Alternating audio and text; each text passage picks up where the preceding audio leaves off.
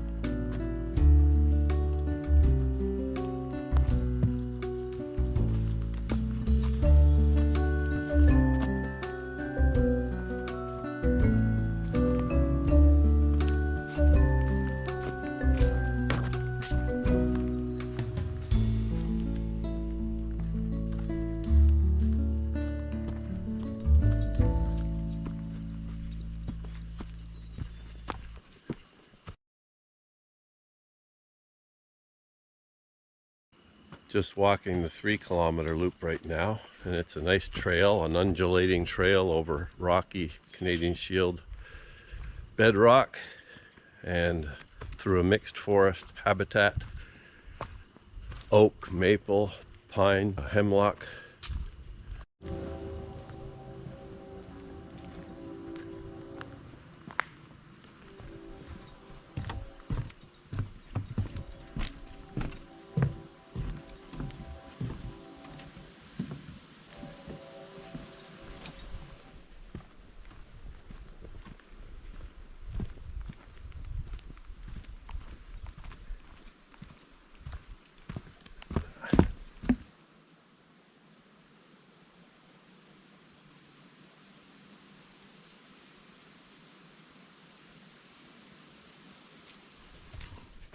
There are quite a few beech trees in this conservation area, and they look pretty healthy so far.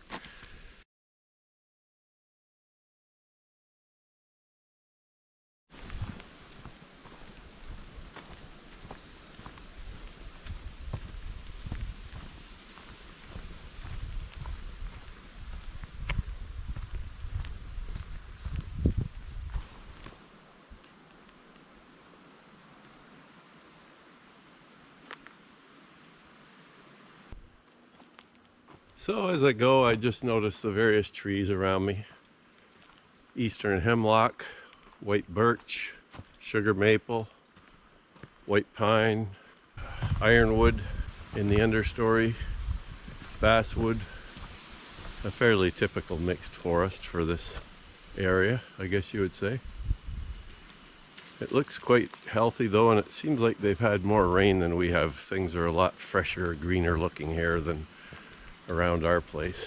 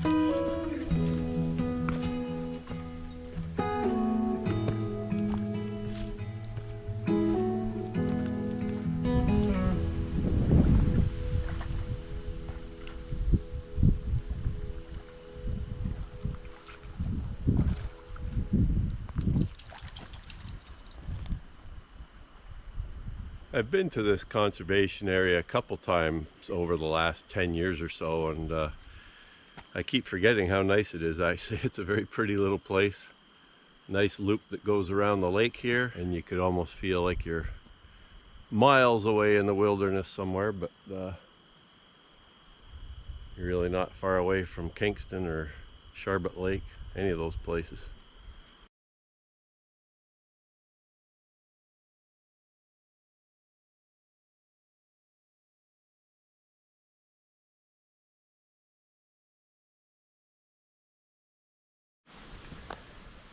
Getting into quite a rocky little section now. Oh, it doesn't help to have a dog pulling her mightiest to knock me over. Zoe, you're so keen. You're so eager to go. You just want to be pulling the whole time. Actually, she's not too bad, but occasionally she gets over eager and can easily pull you off your feet if you're not ready for it. Up on top of a granite opening here, some common juniper shrubs here, mixed with mosses and lichens and scattered oaks. And then we dive back down into the typical forest again. So yes, I forgot to mention, this lake we're going around is called Bass Lake, or also known as Beaver Lake, supposedly. And I'd forgotten that this trail ends right here. It basically does a little turnaround, and then you go back on the east or the west side of the lake again, back to out here. I thought we went right around the lake, so that's a bit disappointing. I don't think I like this trail anymore. I'm very disappointed. Now we turn around and go back. We were just at the lookout. Now we go back here past where we parked, and then we go out and do this one here.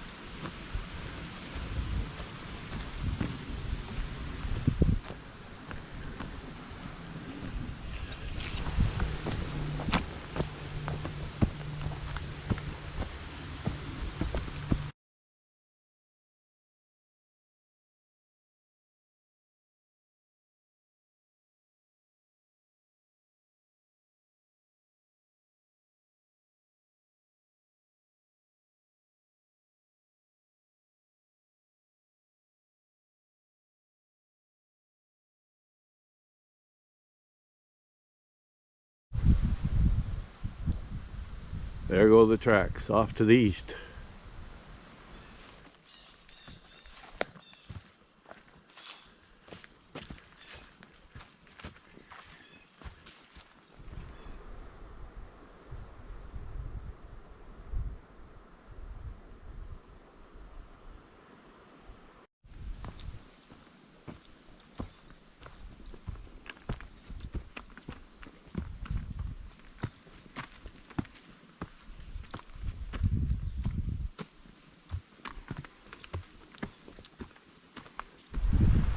So I've walked 4.4 kilometers according to my eBird app, where I bird watch and then it measures the distance I walk.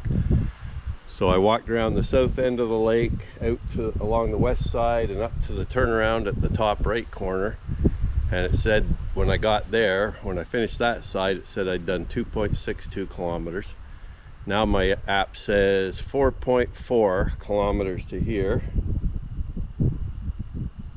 4.4, while this sign says that that loop is 3.5, so there's a kilometer difference there somewhere.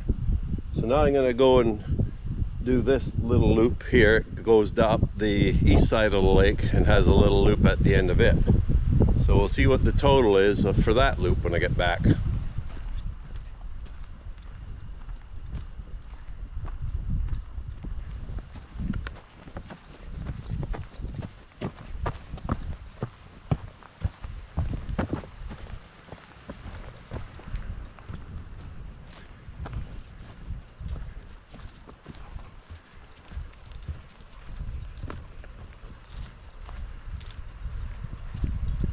when that sun goes behind the clouds and the wind picks up, it actually feels pretty cool out here.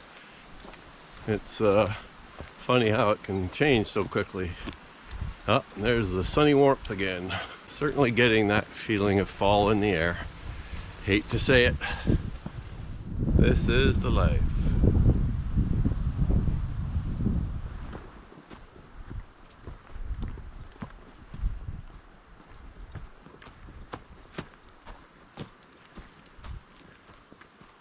So now we're at the start of the north end loop. So we'll just go down to take a look at the lookout here and then do this loop and head back to the parking lot.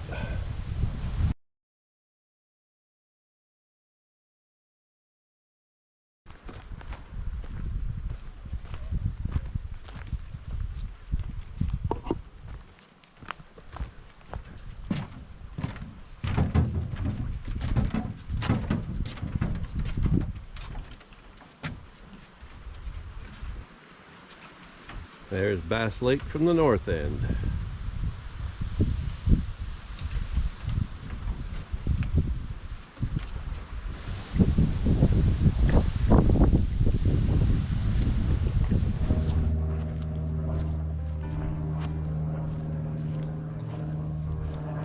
Just as I approached this little bench here, I heard a robin giving a bit of an annoyance call, and I saw it take off down through the valley here, and there was something in hot pursuit of it. I assume a sharp-shinned hawk. I didn't actually get a great look at it. I could just see it behind it through the trees, and they disappeared down here, but it was very close to it, so not sure that robin made it. Life is tough out here for the non-human world. It can look glorious and fun to us on any given day, but every moment is a matter of life and death out here, usually for the wildlife. A beautiful day can turn into catastrophe if your enemy is lurking right behind you and you don't even see him until he's right there.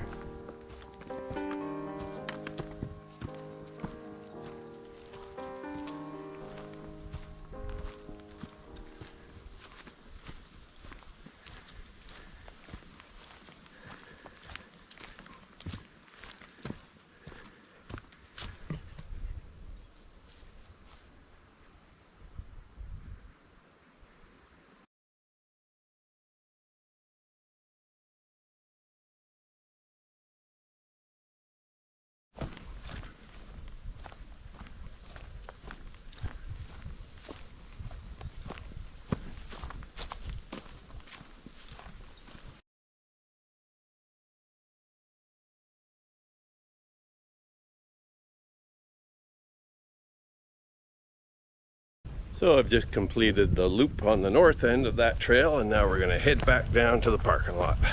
Time is 1:30 p.m.